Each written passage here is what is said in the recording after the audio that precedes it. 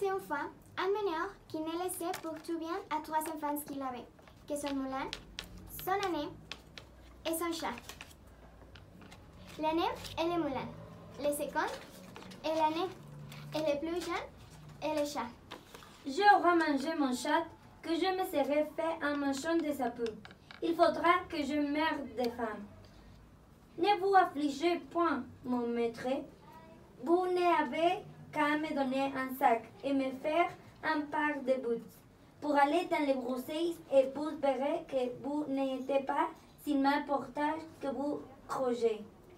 Le chat, ce qu'il avait demandé, il se botta bravement et mettait son sac à son cou.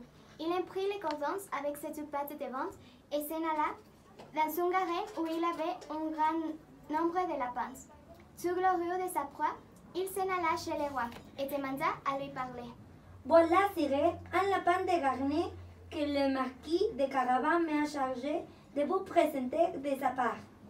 Dis à ton maître que je le remercie et qu'il me fait plaisir. Une autre fois dans son blé, et lorsque tout perdit, il fut rentré. Il tira les cordons et les prit tous les deux. Il alla ainsi les présenter au roi, et le roi reçut encore avec plaisir les tout perdus.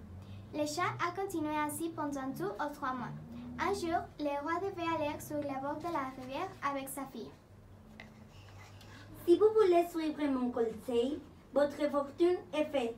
Vous n'avez qu'à vous baigner dans la rivière et l'endroit que je vous montrerai et ensuite me laisser faire.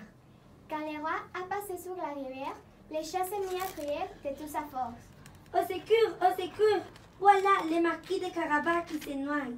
Le chat s'approcha du carrosse, dit au roi que dans le temps que son maître se baignait, il était venu des voleurs qui avaient emporté ses habits. Le roi ordonna aussitôt aux officiers de sa garde-robe d'aller cueillir un de ses plus beaux habits pour le marquis de Carabas.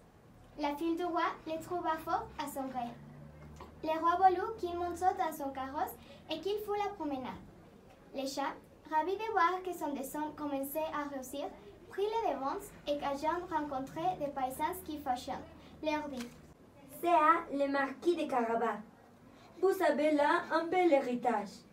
Vous savez, sire, c'est un prix qui ne manquait point de rapporter abondamment toutes les années. » Le maître chat rencontra des monseigneurs. « Bon gens qui me sonnez, si vous ne dites que tout ces biens appartiennent à le marquis de Carabas, vous serez tous achetés menus comme châssis à pâté. » Le chat qui allait devant la carrosse disait toujours la même chose à tous ceux qu'il rencontrait. Et le roi était étonné de l'ambiance de le marquis de Carabas. Le maître chat arriva enfin dans un beau château dont le maître était un heureux, le plus riche qu'on jamais vu. Le chat demandait à lui parler. Le heureux le reçut aussi civilement que le put honorer et le fit reposer.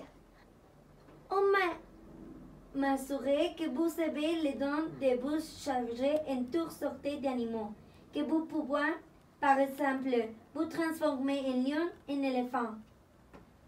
C'est le vrai, et pour moi le montrer, vous allez me voir devenir lion. Le chat fut si effrayé de voir un lion devant lui. Quelques temps après, le chat ayant vu l'heureux avait quitté sa première forme. On m'assurait encore, mais je saurais le croire, que vous avez aussi le pouvoir de prendre la forme les plus petits animaux. Par exemple, de vous charger en un rat et un souris. Je vous avoue, je tiens cela tout à fait impossible. Impossible?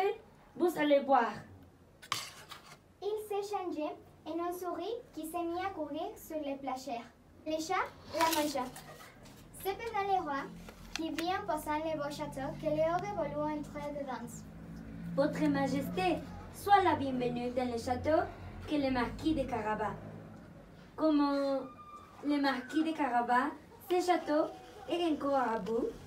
Il ne sait pour rien de plus beau que c'était et que tous ces bâtiments qu'il a embryonnés. Bonjour les dedans, s'il vous plaît. Le marquis donna la main à la jeune princesse et ils s'entrèrent dans une grande salle où ils trouvaient une magnifique colocation. Le roi, charmé des bonnes qualités de le marquis de Carabas, de même que sa fille qui était folle, et voyant les ambiances qu'il possédait, lui dit après avoir bu 5 ou 6 coupes. Il ne tiendra qu'à vous, le marquis, que vous ne songez mon gendre. Le marquis faisait de grandes révérences, accepta l'honneur que lui faisait le roi, et dès le même jour épousa la princesse. Le chat devint grand seigneur et ne courut plus après les souris que pour se divertir.